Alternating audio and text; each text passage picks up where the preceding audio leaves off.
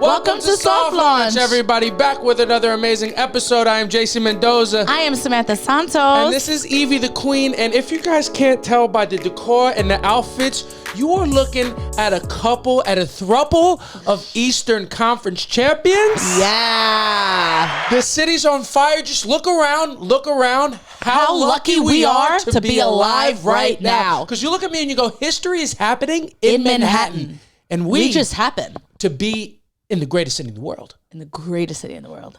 Work. Guys, life is lifing in a way that it has never lifed before, and we can't wait to tell you all about our lives in our first segment. One thing about we, and if I may be so generous, of course, I would just like a little bit of time to talk my shit, because what's happening right now is unprecedented in my life. Let me take you guys on a little stroll, okay? Yeah. And just quickly, David, you can tune out. David, don't fucking go anywhere. Look me in the eyes and feel it in my pussy. Oh. For you, Lucito, stay rocked up. This is all about. Like, picture this. Let me take you on a little journey, guys.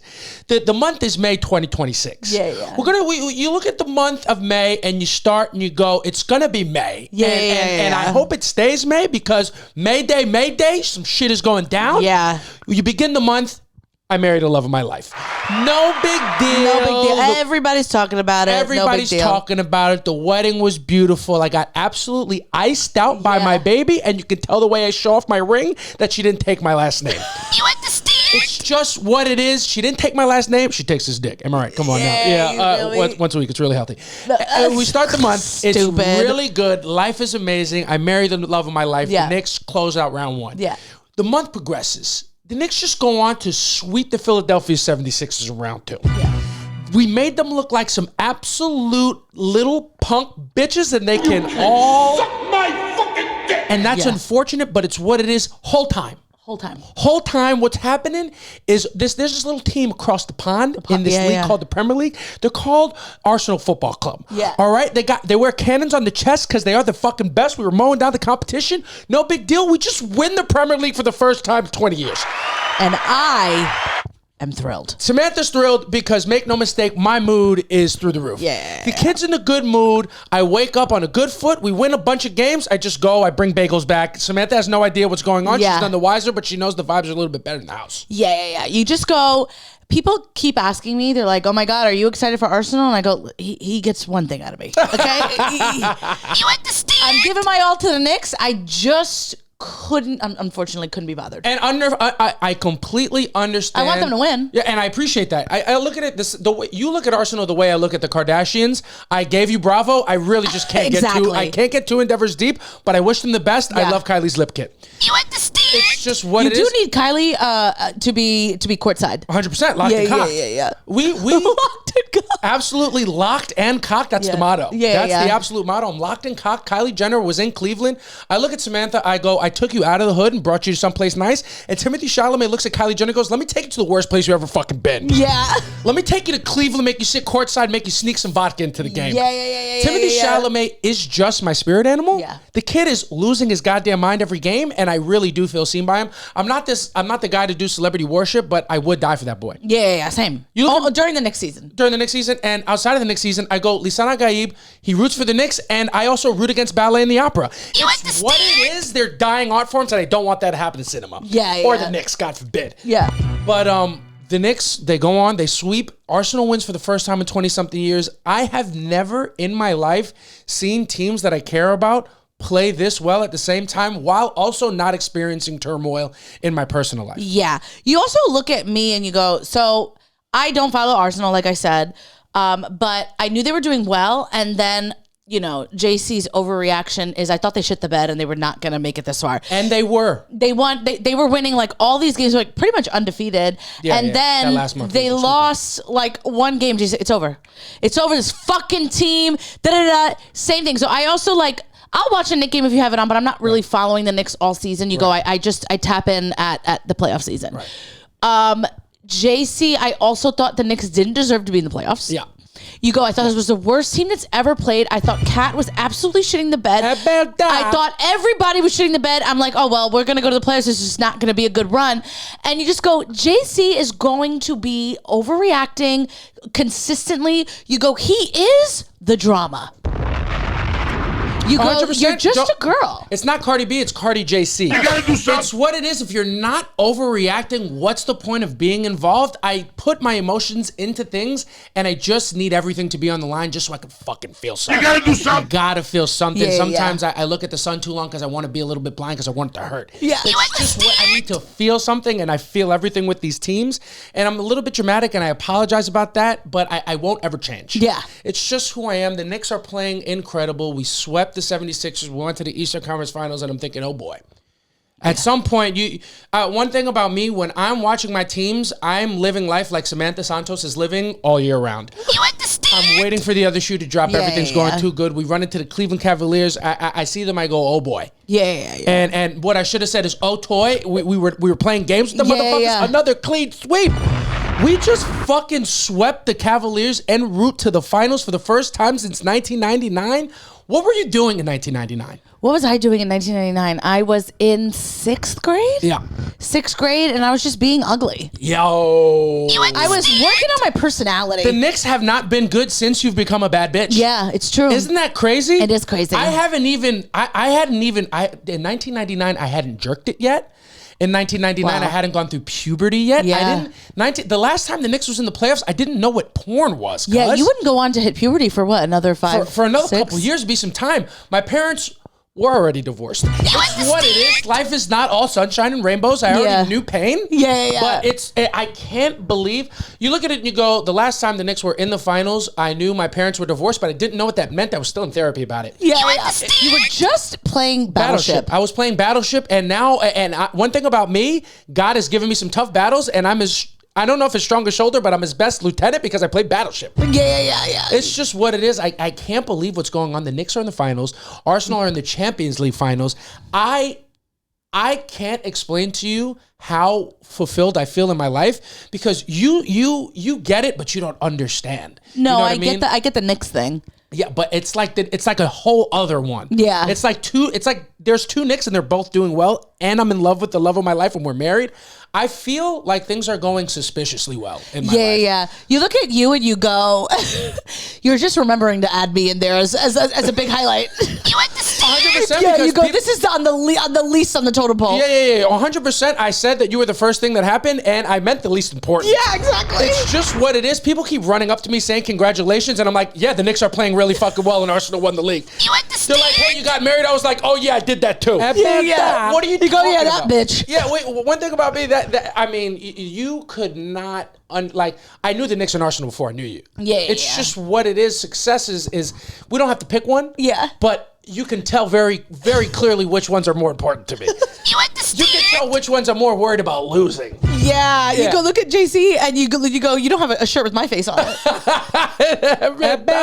And it's because you don't make no merch. God forbid, I'm the bad guy, you don't make no merch. What are you talking about? Yeah. Guys, if you want Samantha to put her face on a shirt so I can wear it, go to www.patreon.com/softlunch. $5 a month, you can help us make our merch fund. We're going to put Samantha's face on some shirts. And if you give us even more money, we'll put our vows up there. And that's not confirmed, but it is true. That's absolutely not confirmed. You gotta do something. You go, the shirt has got to have my face on, but I got to be wearing something Knicks. Yeah, 100%. I still got to be. It's still playoff season. I'm still locked and cocked. Yeah.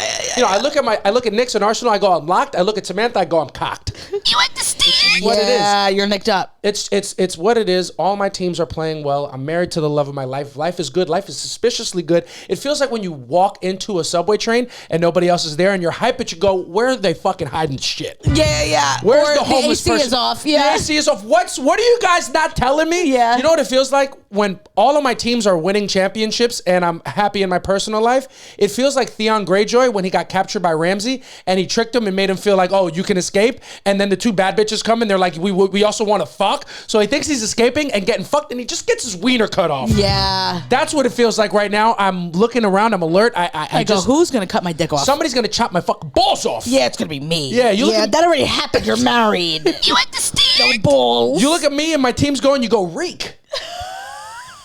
You go, Iron Islands. It's just what it is. And if you didn't watch Game of Thrones, that was a total Game of Thrones reference. If you didn't watch Game of Thrones truly, fully, and like wholeheartedly, you can suck my fucking dick. last season sucked. Was the greatest show of all time. But one thing about me, life is unreal. I feel so happy.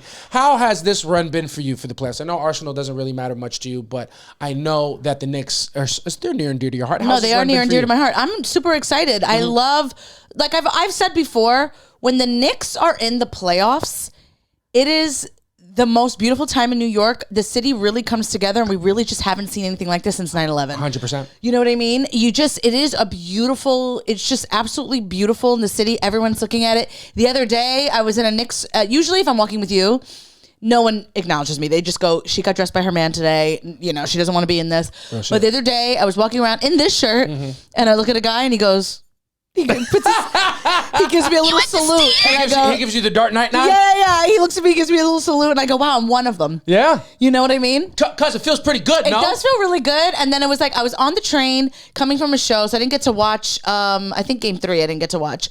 And I was on my way home after a show, and the Knicks were, you know, it was one of those games, as most of them have been, where you didn't even have to like lock in because we were just like absolutely just washing the floor. Isn't it crazy that when you say, oh, you know, the Knicks had one of those games, usually it means they fucking stunk it up. Now it means they blew the other fucking team out by 40, cuz. What a time we live in. What did the guy say to you when he saw you when the Knicks were cooking? No. When the Knicks were cooking, I was on the train and I'm trying to watch it on my phone, but I couldn't. And then I'm just watching the score and I go, I don't need to watch this game.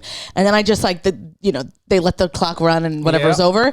And then I was sitting I had like my trench coat on, and then I just go, you know what? And I just opened up the trench coat. I want everyone to know. I was like, tell them it was me. I tell Cersei it was me. I want them to know. You understand? Yeah, I just sat with my coat on, and then every now and then I would catch somebody, and they just kind of look at me, and they go, you know.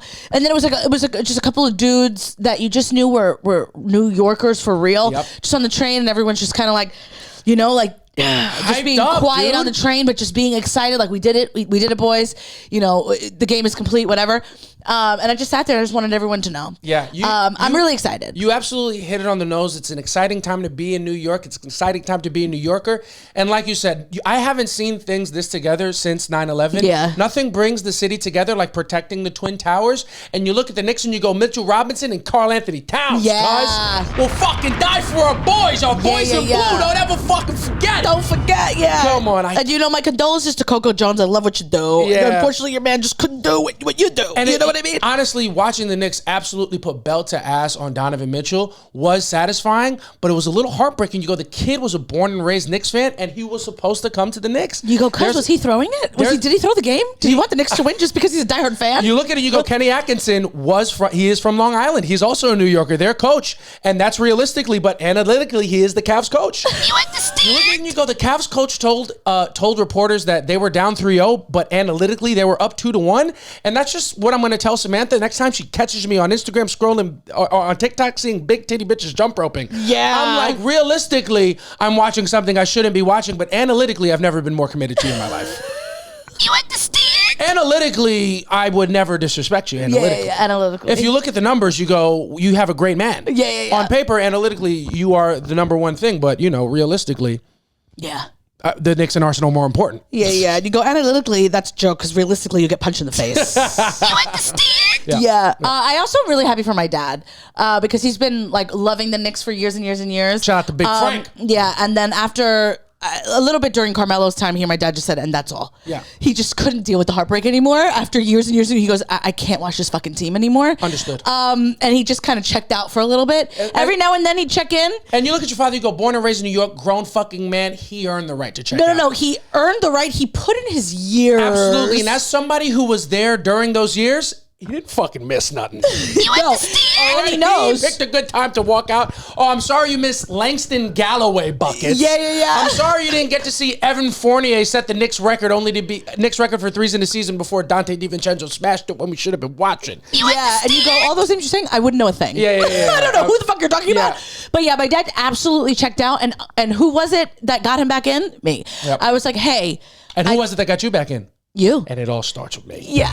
It's because I'm the new patriarch in this fucking family. You understand? You was talking about your father, now you talk about your daddy. And respect gets paid where it's due. We paid for the wedding. Thank you so much. There is an early episode that you either mentioned Jalen Brunson or who was the other guy that we traded with Julius Randle? Yeah. You mentioned one of those being hurt, and I was like, damn, I feel bad for your fantasy team. And you're like, I'm talking about a basketball player. And that was like how far we've come. How far we've come. Yeah. And I remember just telling my dad, like, I was like, hey, you might want to tune into the Knicks. Like, they're actually pretty good. And it was when DiVincenzo was there. And I was like, it's a college, like they were played in college or whatever. And my dad was like, all right, yeah, I'll tune in. He goes, this is a fun team. Yeah. And I was like, yeah. So now, like, I texted my dad last night and this morning, and he's like, we are so in sync. Like, he goes, I don't care who we see from the West. We are going to win. And it's just big facts from Big Frank. And let me tell you something about your father. Yeah. I used to get drunk, like when I was in my early 20s, like in college and stuff. I used to get drunk and send drunk texts to women. Yo, what are you doing? You up right now? Now I get drunk and I send drunk texts to your father in the family group chat. Like, look at our fucking Knicks. Let's suck my big fucking Nick. We put that Nick deep down in it. We nicked them down. Yeah, I get real set. Yo, the funniest, I don't know if it's just me. It might just be me, cuz. But something about being a huge Knicks fan, being a New York guy, when I start talking shit, I can't help but get like a little bit homosexual. Yeah. I don't know where that comes from, but we start doing well. I'm like, yo, suck my dick deep gag on my cock, and I'm like, who am I yelling at? Yeah. Where's this coming from? You understand? I would never talk to you like that. And honestly, you're doing your part with the Knicks. You don't got to do nothing else. Yeah. All you got to do is later. When I say suck my dick, it's exclusively to men. That's a crazy thing. Yeah. The Knicks are playing so good. All of my dirty talk is reserved for fans of other teams. Yeah, exactly. Yeah, how about that dick we gave you guys last night? You like that dick that we put up in you? Yeah. Usually I talk to my wife like that. Now I'm just talking to people from Cleveland like that, cuz. Yeah, exactly. I'm also kind of over because if you follow us, we're doing content 100%. And I just hate getting other teams like in my comments. You go, I'm not in your comments. You go, I'm not checking for you. Even when you beat us, I'm not checking for it. When you lose, I'm not writing anything. It goes, now I will. I had someone say like on my outfit where I'm wearing like the Knicks outfit, and they were like, respectfully fuck off all the way from Atlanta. And I was like, yeah, do you mean Cancun? Get the fuck out of here. Why are you in my comment? We beat you so long ago. I don't even remember who you are. I wouldn't know if you were walking down the street, I wouldn't know a thing. Sorry to that man. Yeah, you go the Hawks. I mean, you go, that was in April. I don't know who you are anymore. Yo, let me tell you something, Samantha. You know what's really fun? Because I've been a Knicks fan. I'm deep in the fucking NBA trenches, the NBA internet trenches. I know how different fan bases talk shit. I know the intricacies. I know the lore. Yeah. I'm so caught up. There's nothing that surprises me on the internet when it comes to fan bases.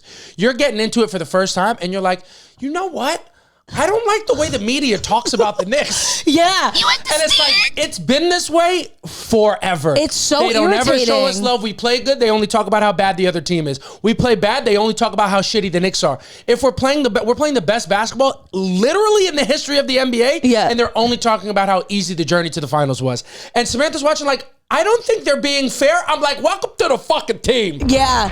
I'm watching this and I go, I don't get it. Like, I've heard people talk shit about the Yankees and I get it. We have a lot of money. We buy players and we basically buy championships. Evil empire. Yeah. You go, watch your mouth. Okay? You go, I embrace that nickname. Yeah. You go, they call us the evil empire, and I'm like, dun, dun, Yeah. dun, dun, dun, dun, dun. But you look at the Knicks, you go, we haven't won since the 70s. You're like, why are you so mad at us? We have nothing. And I'm listening to everybody talking. I'm like, you would think we have 1 million championships under our belt. I mean, you go, my dad was a teenager the last time the Knicks won.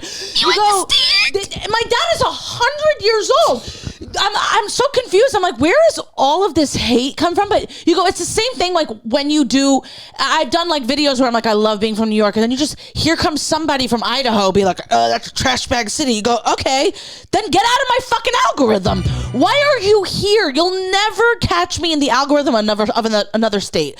Why are you in mine? You know what I mean? You go, people are like talking about Spencer Pratt running for mayor. Go, I don't care. It's not my city. You know what I mean? I'm like, I'm over here with Mom Donnie. I don't care about your city. I truly don't. We could not relate. We can't. To what you're going through. Life is good in New York. Yeah. We're doing real well. We're doing so well. The fucking people of the city are cheering for sanitation workers. Exactly. Anybody with the broom gets a fucking standing ovation right now. It's a time that's unprecedented. We have the most conservative, racist, white people cheering on cleaning ladies because they have brooms, because it's a fucking sweep. Because it's a sweep. We don't care what you're going through. It's just it's so wild. It's a one-sided beef when it comes to everybody in New York. But yeah, the way the announcers, everybody talks about it, I'm like, what the hell? And then I thought that somebody was announcing, and I thought it was Reggie Miller, and he was being very complimentary towards the Knicks, and I was like, wow, this is different. And then who was the guy? It's Richard Jefferson. Samantha's like, wow, Reggie Miller is being so nice to the Knicks. He was not like this last year. I'm like, you got the wrong light-skinned black bald guy basketball player. Yeah, you go. Could have been anybody. But they are similar. They did. It was like a quick thing, and I was like, is that Reggie Miller? He's being so fucking nice. And you were like, no, this guy used to play for the Knicks. That's why. No, Jefferson didn't. He played for the Nets. Oh, he played for the Nets. He also played for the Cavs, but he's much better, much more favorable to the Knicks than Reggie was. But you look at the bar, you go, it's in hell. But the most exciting thing about the announced team, Mike Breen has been on it. He's the guy that does all the games with Clyde. It's been so fun to like watch the Knicks do well. It's been an unreal time. And let me tell you, do you have anything that's negative about this run that you've seen that you don't like? Like from the team? Just anything in New York. Maybe our fans. Like, what don't you like about the run? Is there anything? Literally nothing. I will not shit on the fan base while we're up. These are my people, and I will not shit on them. I guess the only thing I will say is just like the people that are not from here that are like breaking shit. It's like, don't do that. You know what I mean? Because now my tax dollars gonna go to that. 100%. And you don't break shit. I get you're here and it's exciting, and I love that you're on our team. Like, I love transplants being down for New York. Yeah. So I will not say anything about that. 100%. But don't break our shit. You know what I mean? I'm already taking half of my fucking paycheck for taxes. You know? Don't break my shit. All right, because where Mamdani's sitting, you're breaking our shit. Yeah, exactly. Right? It's just what it is. But I will tell you the one thing I don't like. About Knicks fans during this run. A thing that I'm seeing a lot of, and I'll tell you why. It's good energy, it's well-intentioned, but we should stop doing it. What I don't want to see for the remainder of the time the Knicks are in these playoffs, when the Knicks are in the finals, when the Knicks are doing well, what I don't want to see is fans policing the fan base. I hate that. You're not allowed in if you weren't here when Cleanthony Early was here. Yeah. You're not allowed in if you don't remember who Lou Amundsen was. And I'm like, guy, I was there. I wish I could forget. Yeah. All right. That was not a fun time. And I understand you're saying it to show like you are day one. You're here from the beginning. But when you turn other people away, it's a bad look. Yeah. And let me tell you what the new strategy is. Everybody in New York, everybody out of New York, if you have any attention on the finals, I'm talking directly to you. If you are a bandwagon fan, come aboard. If you are a transplant, welcome to the team. If you are a casual who's a fan of a team that's already been eliminated, but you like what the Knicks got going on, welcome to the team. We need you here. Being a Knicks fan right now, I am not policing. I am not turning anybody away. We need old fans in strength. Yes. We need all the new fans. Yeah. We need all the fair weather fans. We need all the bandwagon fans. Yeah. We need the Etsy witches. We need the astrology girlies. We need the Kylie Jenners. We need Kylie Jenner and we need Timothy Chalamet. We need both. Okay? We need girls who have no idea what's going on but just want to get some dick so they got to root for some Nick. You understand? We need all of you are doing meaningful work. Yeah. We are not turning anybody away. We got open borders. Open borders? Yeah. This is socialism. This is socialism. Our Knicks are your Knicks, pal. It's just the truth. Nobody gets turned away in Mamdani City. You're all welcome. And I'm gonna explain this with a reference that there's just no way you're gonna understand. Okay. But for the fellas at home, Lucito, I'm pointing at you. The Knicks in the finals right now is like when Goku was facing Frieza and Kid Buu, and he was getting his ass beat, and while he had his back against the wall, he looks at the planet, he goes, citizens of the world, lend me your energy. We need everybody's energy. We're loading up a fucking spirit bomb, and the fate of the universe is in the balance. We need you. So this is Goku said that? This is Dragon Ball Z. You go, Goku, just an energy girly? Just had some give me your anthracite. Yeah. What's another crystal? Amethyst. Give me your amethyst at 100%. Charging it up. We're gonna shoot a spirit bomb. Give me your citrine. Yeah. That's so funny. That is literally perfect. That's exactly what it is. We need everybody on board. Goku had a flower crown on. Goku's doing a maternity shoot. Yeah. Goku's just it's a full moon. He's just getting that energy. 100%. It's all about energy. We need all of it because we don't know who's coming out of the West. Because make no mistake, the Knicks finished this up in 4 games. Having a 6-game series is ghetto. Yeah. You understand? And we can never be caught doing that. Yeah. Unless we do in the next one. But that's the future right now beneath us. So the West is still in the playoffs. You look at it and you go, it's the Oklahoma City Thunder and the San Antonio Spurs. They're battling it out for the right to face the Knicks in the final. And you go, even if if you don't like basketball, even if you think baseball's America's pastime, even if you live in the middle of the country and you hate New York, root for the New York Knicks, because if we win, they're going to fucking destroy the city. You understand? We need your energy. We need your energy. If you don't like foreigners, if you're that kind of American person, you look at the New York Knicks, you go, America's team, our best players are American. American. You go, I'm piping in some Star Spangled Banner. Dun, dun, dun, dun, dun, dun. Yeah. Wake up, cocksuckers. Wake up, cocksuckers. It's all fucking over. Yeah. All right, we are America's team. Jalen Brunson from the USA. Mikal Bridges, USA. Josh Hart, USA. Karl Anthony Towns, KAT, more like USA. Yes. We are America's team. We got American-made talent. Where you gonna let some syrup sip and fuck from Canada come down and do something? Yeah, you don't want that. You're gonna let some French baguette put on a fucking silly hat and tell you how to do freedom? I don't think so, pal. USA, Knicks all the way. If you're racist, we need you on board. You understand? And don't look up where OG Abenomi's from. Don't do that. It's none of your business. As far as I'm concerned, OG, he's a GO in my book. He's a fucking citizen. OG, he's an original gangster, baby. Yeah. New York Knicks going to the fucking championship. Get on board and get dead. About that. Yeah. And that's just what it is. I'm very excited and I'm very happy. All the energy is positive. Thank you guys for listening. Samantha, thank you for giving me the space to get that off my chest. I know it felt like a lot. That was 20 years in the making, and I'm just happy to be here. It's a really exciting time. How's your life going, boo?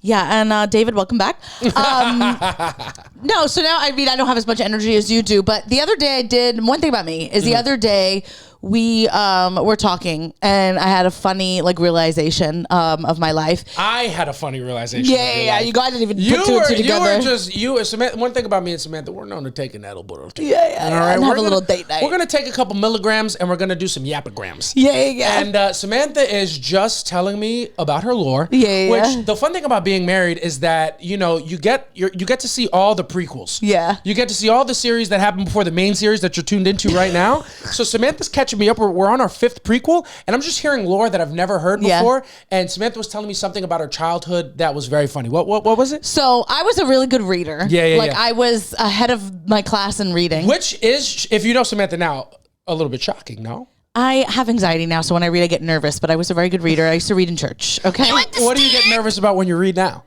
That you're going to judge me. And there's going to be big words. That's so funny. You were a big reader. You were an advanced reader as a youth. Yeah, reading, I remember just coming so easy to me. When people couldn't read, it'd be like, why? That's so crazy. You used to read books. Now you read bitches. Yeah, exactly. Clock it. But anyway, I learned how to read really early, so I loved to read to show off. Yeah. The issue was that my grandmother used to watch me a lot. When my mom would be busy or whatever. Shout out to Mima. Shout out to Mima, the best of the best. And the problem was. What was the problem? My grandma didn't have books to read. No, because you love to read. Your grandma also loved to read, but not great subject. Not good, great subject. You go, you didn't have books. What did she have? My grandmother had a subscription to the National Inquirer.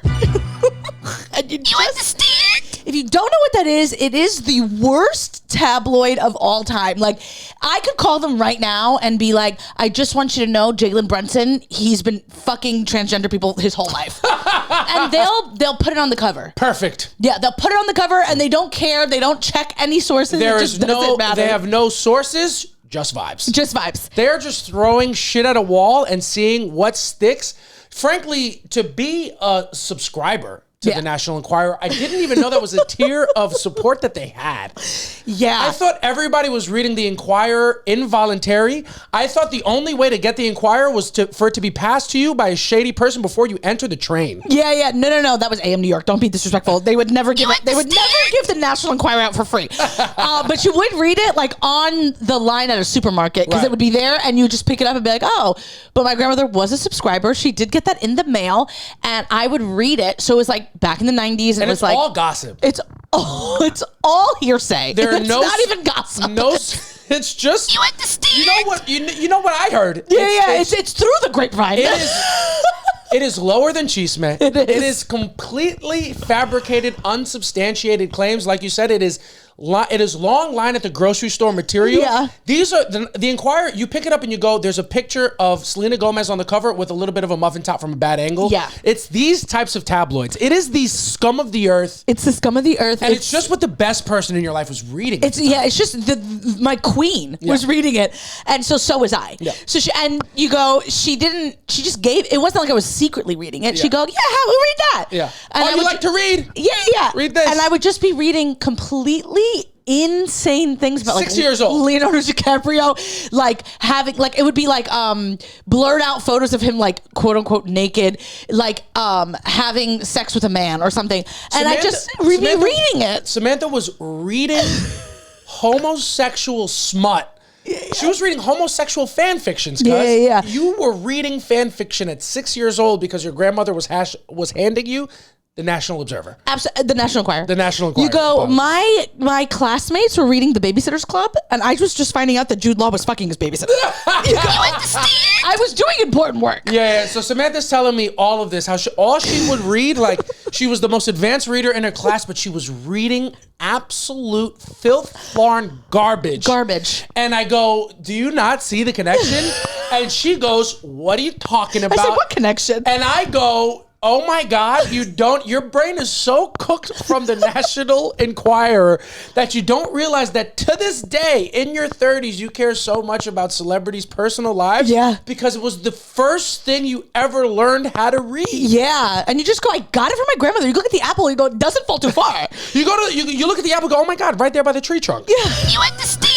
That barely fell nowhere. Yeah, I can tell that apple came from that tree because it's so close. Yeah. You go, the meatballs don't fall too far from the pasta. You go, you understand? I am my grandmother's granddaughter. The fucking mozzarella don't fall too far from the brochure. Yeah. Then you go, my mom, after a while, that was like in the 90s, and then my mom like talked my grandmother out of like getting the National Enquirer. Yeah. And you go, okay, fine. My grandma stepped it up and we got Star Magazine. And then she just give me all of the magazines after she was done. So it just continued. And then it go, because we were talking about like, I think I was saying like how insecure I was about my body. And you go, I was just reading Star Magazine. It was like, this person gained 10 pounds. Like how to not do that, And Samantha's like, so I'm a whale. Right, good. Well, good to know that at a young age. Thankfully, I know that I'm super fucking ugly now because, I mean, if they think she's ugly, then I must be gross. Yeah. Thank God you already knew that. One less thing to worry about. Yeah, you go, I would read those magazines, and I remember it was when, like, the OC was really big. Yeah, of course. And that was, like, when my grandma was getting Star Magazine. And Misha Barton, do you remember her on the show? Of course. She was very, very skinny, but she had a lot of cellulite. Mm-hmm. And they would catch her at the beach all the time and be like, so skinny with all the cellulite. Yuck. And then like people would be talking about it. Mm-hmm. And I was like a 16-year-old girl with, you guessed it, cellulite. And people would be like, cellulite's disgusting. And I'd be like, ew, have you seen Misha Barton? She's disgusting. Whole time, my ass and thighs covered in cellulite. Just couldn't do it. I didn't wear shorts because I didn't want people to get a glimpse of cellulite. I didn't wear shorts until I was 30 years old. Jesus. Because I had to keep the lie going. Yeah. I would be like, I would never. And you just go, I was born with it. I'm doing it right now. I'm doing it right now, whole time. You ever see it? It's a meme from a Denzel movie called Flight where he was drunk and flying the plane. And he's in court. He's like, I was drunk flying the plane. Oh, you saw it? Absolutely. He's in court. He's like, I'm drunk right now. Samantha's at the lunch table. I have cellulite right now. Yeah, absolutely. I just wouldn't. You go, that's probably why I wore pants all the time in high school. I just didn't want people to know that I had cellulite because it was such a disgusting thing according to the magazines. And then you get older, you go, real men like cellulite. Yo, 100%. You go, real women have cellulite. You go, bitches who don't like to work out have cellulite. That's me. You understand? You just go, it is what it is. I was a skinny bitch with cellulite. And you go, Misha Barton, you made me feel seen. You know, I know that you probably have terrible like self-worth now because the magazines picked it up. You go, but you did me a favor. Yeah. You go, I was seen. Misha Barton, you did Samantha a favor, and let me tell you something. Samantha didn't do you no favors. I did you no favors. All right, she was out here. Yeah, I was running your name to the mud. You understand? She was spreading the propaganda firsthand. Absolutely. You go, your ops are on this couch. Yeah, your ops are, or your op is dead because it was my grandmother. She was the one reading the magazines. What was I supposed to do? That's right. You gotta do something. Gotta do something. Yeah. It's so funny to picture you as a child and a gifted reader.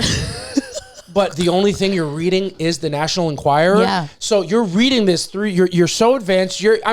it's not great literature, but it's got to be at least a 7th grade reading level. 100%. And you're doing it in the 5th grade, and then by the time you got to like middle school and the subject matter got a little tougher, and you had to start learning about history and like astrologies, and your teacher's like, let me teach you about Galileo. You guys got to do a lot of reading, and all your reading's been done. Your brain's already been cooked. You're like, was Galileo gay? Yeah. You understand? Absolutely. You're just spreading rumors about Galileo. I heard that they was fucking little boys in Greece. Yeah. Samantha's just spreading. She's just doing chisme about the old philosophers, but she can't understand their work because her brain's already cooked. My brain was so cooked already. Yeah, you go anything. They were trying to teach about Shakespeare. I'm like, tell me the lore here.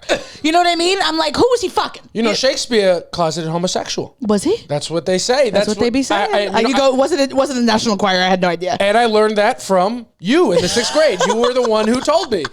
You came in my life, Galileo's gay, and then you ran away because it's just how Samantha was moving. Yeah. You go. I was reading about celebrities that didn't even know, because I wasn't watching what's his name, Johnny Depp, but I was reading all about how disgusting he was. Yeah. All the women he was having sex with and everything. I didn't even know. And then I didn't know what sex was. Yeah. And then I learned what sex was, and then I was like, this is interesting, like to know what people are having sex. One thing about me, I learned about sex and I go same thing. I was like, this is interesting. Let's watch people do it all day. Yeah. I learned what sex was from someone in school, and then I remember learning, penis goes into vagina, and then I remember watching Jerry Springer. You go, because my brain absolutely cooked. I remember watching Jerry Springer. You look at Samantha and you go, no chance. No shot. You go, the fact that she's sitting here now is a testament to her character. No, you go, this is exactly what I should have been doing my whole life. You understand? I'm not qualified to do anything else. You go, you gotta do something. You don't. Yeah, that's people are like, what's your opinion on this? You go, you don't want to know. About that. You don't want to know. What's your opinion on this? He's a fat fuck. Feel it in my pussy.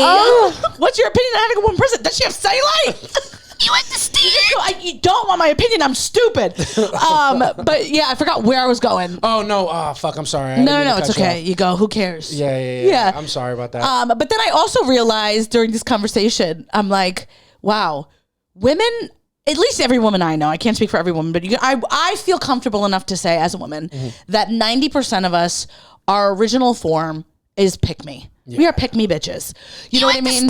We start off pick me because that's how we're taught. Every woman's first form. If it's like a Pokemon evolution, your first, you're the youngest, the lowest level is a pick me. No, you're gonna start a pick me, and you're trying to get picked by your dad. Yeah. Or by anybody. By anybody. By anyone that'll have us. You just go, and it starts young. Like someone's being mean to you, and they go, yeah, she's jealous of you, and then you start looking at women as your ops. Yeah. And it's just you're just doing that the whole time. You're just trying to get the adoration from somebody who's being mean to you. Exactly. So you just do that. You tell everybody this person has cellulite. You tell everybody this. You go, my highest form of pick me had to be after I watched Transformers, and I was trying to find something about Megan Fox that I was like, no, this can't be it. She can't be this beautiful. She can't be this talented. Something has got to be wrong. And I scoured the internet, and there it was. Yeah. And there was her club thumb. So you searched. You searched for something to be wrong with Megan Fox because she was so beautiful. The news had to get broken to me. Yeah. Because I had her on such a high pedestal. Yeah. And somebody had to go, yeah. Her thumb is disgusting. Her thumbs up, thumbs way down. Yeah, and you just look at, I love when like I remember reading like stuff like, this is disgusting, her thumb is gross, and you just go, people on the internet are stupid, because that would never turn a man away. A man's gonna go, yeah, she could stick that thumb up my ass. Right, I don't give a shit. Where the sun don't shine. My fucking yeah. If she shows me that thumb, I'm gonna suck it. Yeah, you just go, who gives a shit? It's Megan Fox. There's nothing. If it's a club thumb, the only way you're gonna be able to get me off you is if you hit me with it. Yeah. Because I'm not gonna stop. Oh my god, yeah, She's but you gorgeous. go, anytime a man will bring up Megan Fox, but have you ever seen her thumb? I would Google it and show it to people, because I that was how insecure she made me feel. You had Megan Fox's thumb on speed dial? I had it on speed dial. I had it saved in my phone. I had it in the photos. He's like, hold on. I'll show you how ugly Megan Fox's thumb is. Give me 1 second to pull it up on my phone with my regular size finger. Yeah. You understand? absolutely. Yeah. You go, I was just absolutely a pick me, telling everybody you wouldn't believe she has cellulite the whole time. That's so funny. You're talking to guys you had crushes on who were talking about Megan Fox being hot, and you're just moving the hair out of their eyes with your normal thumb. Yeah. I'm just going like this. She can never do this for you. Yeah. I'm just wiping everything with my thumb. Yeah. Let me show you pointing something. with my thumb. Yeah, just to show you that I had a regular thumb. You go, and I'm so below her on every other level. It goes, it's just stupid. But you just have to grow up, and then you have to realize like women are the best, and we're not against each other. Yeah. Everybody does start as a pick me. Guys too. Guys do the same thing. Well, yeah. Well, you look at guys, you go still. Yeah. The guys don't evolve. You look at guys, you go our only form. If we're Pokemon, we have one evolution. We don't go to level 2. We don't go to level 3. Yeah. You go. You just always pick me's. Always pick me's. It just depends on who we're trying to get picked by. Yeah. It's just what it is, man. Like anything else that you wanted to talk about? No, that was it. That was all I had. That was it. We're living a very beautiful time in the world, and there's a lot of stuff that's been going on. Oh wait. I do want to tell a really funny story about something that happened this weekend. Bitch, you should have said that before. Sorry. I know, but I did remember a story. So what's the story? JC and I, the same night that we're talking about, we ended up acting different. We took a 10 milligram edible each, which we never do. Oh yeah. Then we walk around the city. We get some ice cream. It wasn't even that warm, but we got it anyway. We're walking around and we're just like taking in Astoria. You go, if you listen to this podcast, you know I love Astoria. And then we go to turn down our street, and it's a very dark street. And there is a man standing there to just ruin the way I look about Astoria. I go, this guy absolutely murdered somebody. Astoria is so nice that we hadn't seen a shady person in upwards of a year. Yeah. So we came across one at the worst possible time. Late at night, dark street, blitzed. High as a kite, absolutely blitzed. And he was just standing there. Yeah. Menacingly. He was standing there smoking a cigar. Yeah. But he looked like Lord Farquaad. Yo, the kid had the most ridiculous haircut that I've ever seen in my life. You know the guy that's running around New York City with that haircut? He's like a rapper. Yeah. That's who he looked like, except like 6'5". Yeah. He's a tall guy. He's got something in his hand. We don't know what it is. We're high on an edible. We go, he has a saw. Yeah. I thought he had a saw. Yeah. So we're walking, and JC could describe him. I wouldn't know a thing because I wouldn't be caught dead making eye contact with this person. And let me tell you something. Free will in this moment does exist. And this guy is standing right in the middle of our walkway. We could have easily crossed the street. I said, should we cross? And then me and JC, just two dumb bitches telling each other exactly. We just go, we don't want to be rude. Yeah. So we passed this man. Who was going to hurt Well, he us. killed someone that day. Thank God it wasn't us. Yeah. So we pass him, and we're very quiet. Very quiet. When we get further enough away from him that we go, that was terrifying. Yeah. You go, we absolutely could have been killed. He was the scariest person I've ever seen in my life. And we get far enough, and then we keep like looking back because we're like, is he going to follow us? So then I'm high, and then I go, this is a great opportunity. And I'm freaking the fuck out. Yeah, JC is really freaking out. He's like, that was really scary. This guy is really scary. Because now in my high brain, like we just had a near-death encounter, and now I think we're in a movie, and I'm like, well, this is the part where he chases us because we think we're safe. Yeah. You know what I mean? Like now we're like, oh, wow, that would have been scary. And then you get the fucking knife through the heart. Yeah. So I'm freaking out because I'm like, that moment is coming. Yeah. Like I saw the headlines, I'm like, glowing couple. Yeah. I'm like, yo, we were walking down the street licking ice cream. Yeah. We are who a murderer would kill. Exactly. We're fucking walking down the street, skipping, going la-di-da-di-da, licking a deep throating a waffle cone. Yeah. I'm going, oh, and I could have been killed. Yeah, I'm eating brown sugar cookie dough, and you just go, we could have been murdered. Yeah. And I would have been pissed because the ice cream was great. Oh my God, I thought he was going to at least let me finish the cone. I was like, what a nice guy. Yeah. So I turn around and I go, this is a funny time. I'm going to do a little prank war. So I turn around and I go, he's running. And before I can finish that sentence, JC is halfway down the street. Just running at full speed. I forgot you did track. 100%. Yeah. Just couldn't have cared less about his wife. You just go, at this point, babe, I don't care. I am half black. I'm not going to be caught. I'm not going to be the first one dead. You understand? So I have few things that people look at me and go, oh, culturally black. Yeah. One of those things is when people are running or there's danger, I'm just not going to stay. I'm just not going to be there. And my toxic trait is like, I'm with my wife. I don't want anything bad to happen to you. You say a murderer is chasing us. How can I protect you if I get caught? Yeah. You know what I mean? Like, I can protect you if I look back and I see he's trying to have his way with you, then I can run back. Yeah. But like, I'm thinking we're on the same page. Yeah. I go, you're telling me he's running. You're telling me to fucking get a move on. So I don't even think. I just start running and I don't regret it. Yeah. JC takes off with a cookies and cream ice cream cone in his hand. He go, ick. I go cream running down my chin. Yeah. I go cream running down my chin and legs running down the block. I'm not staying. Not while the Knicks are about to be in the finals. No, you can't. Not while Arsenal's winning the Premier League. I look at it, I go, at least I got what's important. Yeah. You understand? And Samantha's dying laughing. And I was tears coming out of my eyes because the way you ran you were scared for your life. I was absolutely terrified, and I was laughing, and I knew it was a prank, but I go, You didn't know it was a prank. No, when I saw you laughing, that's when I know it's a prank. I didn't know until then. I didn't know until I looked back, I squinted my eyes real far because I had gotten so far. I'm like, oh, she's not here because she's laughing. And then I go back, I'm like, that was really funny, but this is when he would murder us. Yeah, like right now. Because now our guards are completely down. Yeah. You know, and he knows we're laughing at him. Yeah. Because one thing about us, he's not that far away, and we're fucking screaming. It was hysterical, and I just wanted to tell the story. It was just so fucking funny. I'll tell you what, if there's 1 milligram of THC in my body, you could tell me anything, I'm gonna believe it. Yeah. I just don't have the walls up. I have 1 milligram, or you put me in a car, I'm just completely vulnerable, and I had to run fast because he could have had access to my body. Yeah. There's just no, if you run up on me and I'm licking an ice cream cone, you got it. I'm slipping, you caught me, bro. There's just you probably catch me slipping if I don't have an ice cream cone. But if I have an ice cream cone that I'm licking, I'm just not gonna defend myself. No, you can't. It's just what it is. You won. Yeah. You have your way with me. Yeah, your guard is up. My guard is down. My guard is down, and so are my pants. If you approach me with any static and I have an ice cream cone, my pants are going to be around my ankles. I just want you to get over with it. Yeah. Get it. If he can catch you. If he can catch you. Yeah. But if you give me a head start, I'm gonna be slippery. Yeah. I'm not gonna make it easy for you. Yeah, absolutely hysterical. But that was my story anyway. Go ahead. It's very funny, and we've had a fun time, a fun couple weeks. Another thing that Samantha and I did that we have not spoken about, speaking about being on edibles. Samantha and I took an edible a couple weeks ago in our week off after our wedding, and we got blitzed and we watched the Michael Jackson movie with Jafar Jackson. We watched Michael. Samantha really wanted to watch it.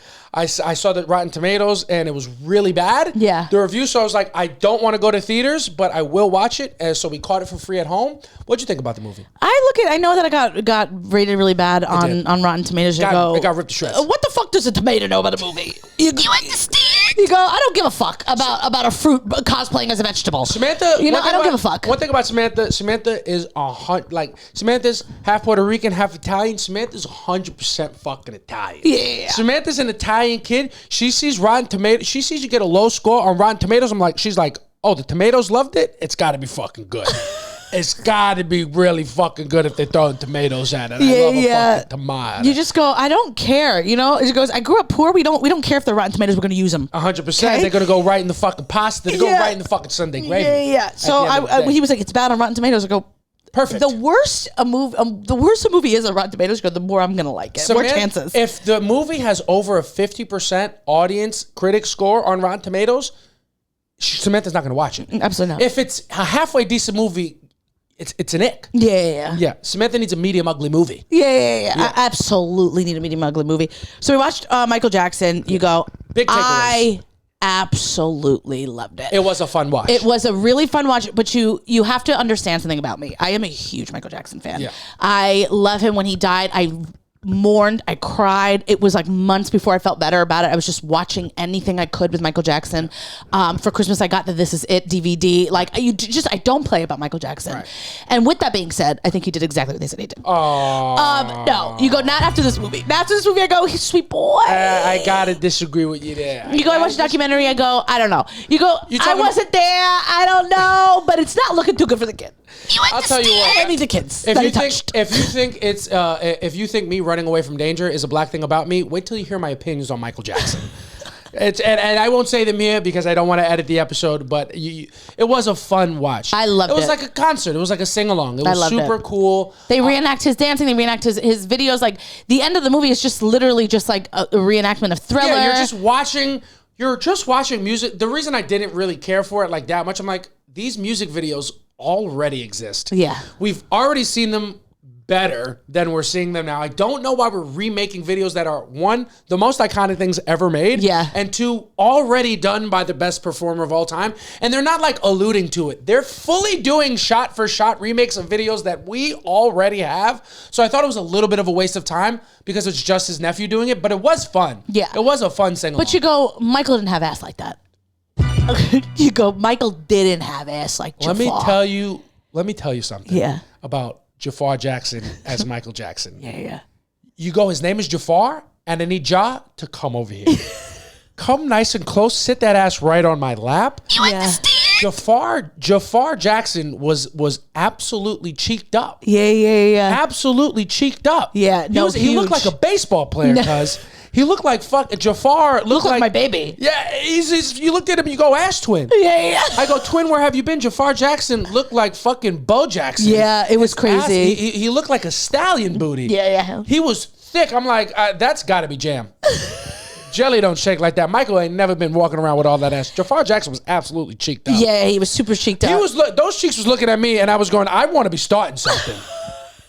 I go, Mama say, Mama Sama, Maku thick. Yeah. You look at me at Jamon. Shamon. Yeah. Shamon. Yeah. Yo, he was thicker than a bowl of oatmeal. Yeah. But I absolutely loved it, and then I was enjoying it so much. But I'm enjoying it. Then I look at the side of my eye, and I just see JC being a film critic, and he's just like, this is like Disney.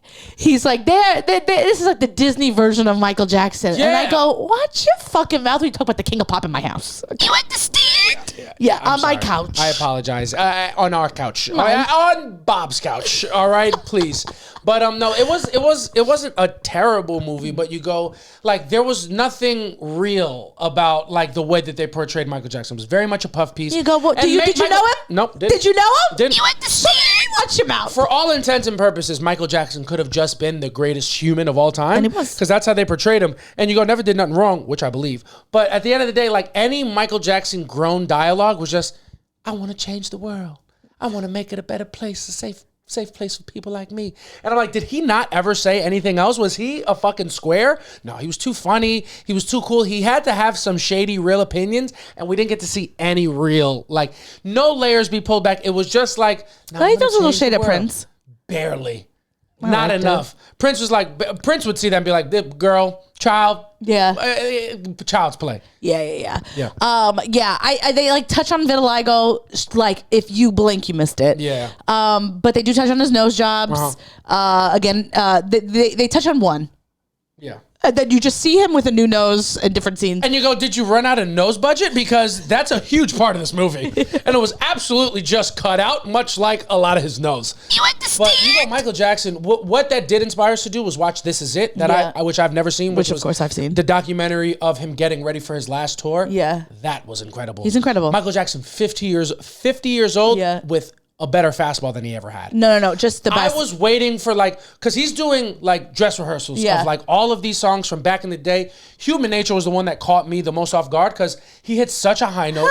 It's so iconic. You understand? And I'm like, well, he's going to mail it in. This is rehearsal. If he can still do it, he's going to save it for the show. And absolutely belting out for nothing but the dancers and the sound crew. He is unbelievable. Yeah, you go, Michael Jackson never mailed it in. He always went in person to vote. Yo, and that, honestly, watching This Is It, I'm like, oh, this is what makes him the best in the world. Absolutely. He treated every rehearsal with the same energy he treated the show. He saved nothing for the live performance because, like, he gave it every single time in rehearsal. It was I was blown the fuck away. Yeah. And then when he's doing that song with the backup singer, he's singing with the girl and she's absolutely murdering. Belting. And then he's so funny because he goes, no, I shouldn't be singing like this. I can't be doing And then he just absolutely hits those notes. He goes, no, I shouldn't. And then he just keeps doing it. Michael Jackson, under absolutely no pressure. No one was asking him to. Will perform every single song in his catalog at your request. Yeah. He was going, and the only people in the audience were the dancers who weren't on stage with him for that show, and they're just going crazy. And he's literally giving them 150%. 100%. It was so inspiring. So inspiring. Truly, it was a beautiful thing to watch. And they say you practice how you play. Michael Jackson, unbelievable. But it made me so sad, obviously, because he dies before he gets to go on tour. But you just watch all those dancers and the singer, anyone who worked with Michael Jackson, it's like your whole life could change after that. About to change on something that you can't even put a number on it. No. Going on tour with Michael Jackson in the 2000s, like after he was already the most famous person on the planet, I can't imagine. It's so how sad. Exciting that must have been. And you told me that Chris Brown was scheduled to go the day he died. The day he died. He was supposed to watch the dress rehearsal, and then he died that day. How crazy is that? It's wild, bro. Michael Jackson. I mean, leave it to fucking the greatest performer of all time to still leave you in awe long after he's gone. With work that is already put out there. The fucking guy was unreal, the best ever do it. Who do you think would be like, for a dancer to go on tour like now, who would you say would be like the closest to being like solidified? If that's on your resume, it's a rap. I would say Beyonce. It would have to be Beyonce, right? It would have to be Beyonce, and then a massive gap. Yeah, especially as a dancer, it is Beyonce. It has to be. Beyonce is the closest thing right now. Whether I don't think it's quite at Mike level, but that's no slight to Beyonce. No, it's no slight to Beyonce. It's Michael Jackson. Yeah, but you look at the only other performers who go on tour and bring dancers, and you know the dancers' names, only Beyonce. Only because Les Twins obviously were big and famous before Beyonce, but like that's a huge deal. And fucking Honey Balenciaga was a huge like. Well, that and also the two women that were in all the Single Ladies video with her. Right. They were on tour. One of them, the lighter skinned one, she was her dance captain. She was Beyonce's dance captain. Has gone on to really be super successful. Borderline household names. Yeah. You know? And imagine the people that would have gone on tour with Michael Jackson. I know. That would have been absolutely crazy. The kid Michael Jackson was in his 50s. Every single night he was getting a dose of anesthesia. Yeah, the kid couldn't sleep. He's been dead for years, and I never knew that it was anesthesia. He was getting anesthesia every night. That's why the guy's in prison. Dog, obviously. He would come over every night and administer. And you just can't do that. No. But you go, it was going to get done. Michael Jackson was asking for it. Well, yeah. He was anesthesia. The first person to offer, if it was that doctor, what a monster. Well, he's in prison. To get him hooked on that. Yeah. You go, I don't know, I'm sure. I don't know that you can ask for that. It feels, who knows? Maybe we can look at that up and we can talk about another thing. Yeah. Look up the case. But I'm like, someone has to offer you that. Yeah. For you to be like Michael Jackson. Oh shit, yeah. But you go, the kid had a lot of surgeries, probably put under a lot, and that's probably he was probably like, can you give me a little bit what they give me before surgery? I can't imagine. And what a nice thing for the movie to have touched on, why his life was so fucked up, and why he couldn't sleep at night. Yeah. Well, I feel like they kind of touch on it. Barely. Because he gets burned during doing a Pepsi commercial. Pepsi. Don't put that on Coke. It was only on Pepsi, okay? And that's why it's I don't like it. Yeah, my bad. But it burned his head, and then you see him they mentioned something like, I have to be on my painkillers, and I think that's alluding to he gets addicted. How maybe he goes down that path. I don't know. That was just my take of it. But the kid just died. Yeah, if you need anesthesia to go to sleep, if you can't sleep without it, you go, you've been through too much on this planet. It's time to go. Yeah. You go. Death is a sweeter release than whatever you're going. If you can't sleep. Yeah. Even though Michael Jackson had so much to give, you go, for his benefit. Yeah. I can't imagine how miserable of an existence that must have felt like, where you cannot rest. Yeah. That's got to be so miserable. Can't go to sleep. I don't know. Yeah, it's got to be insane. Yeah. But yeah, you also look at Michael, and you could tell during rehearsals that he is just trying his best to not be like his dad and try to give critique in the way he wished he got it. Love, because anytime someone messes up during the dress rehearsal and this is it, he's just like, it's okay. Yeah, it's okay. That's why we practice. Yeah. That's why we rehearse. And that's fine. And don't worry, we'll get it this time.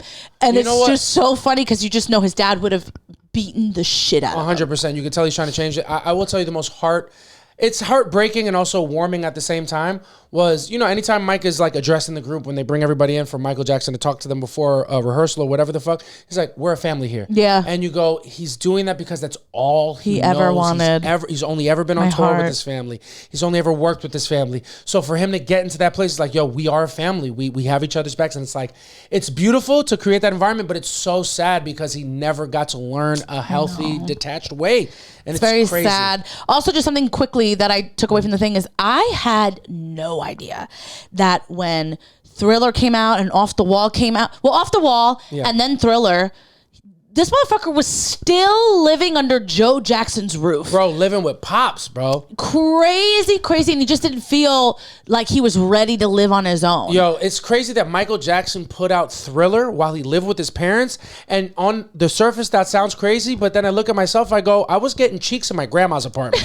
You Some of us are just destined for greatness, and we just built a little different. Yeah. You know what I'm saying? You want to be starting something, I'm going to say, much like Michael Jackson, it's black, it's white, it's me.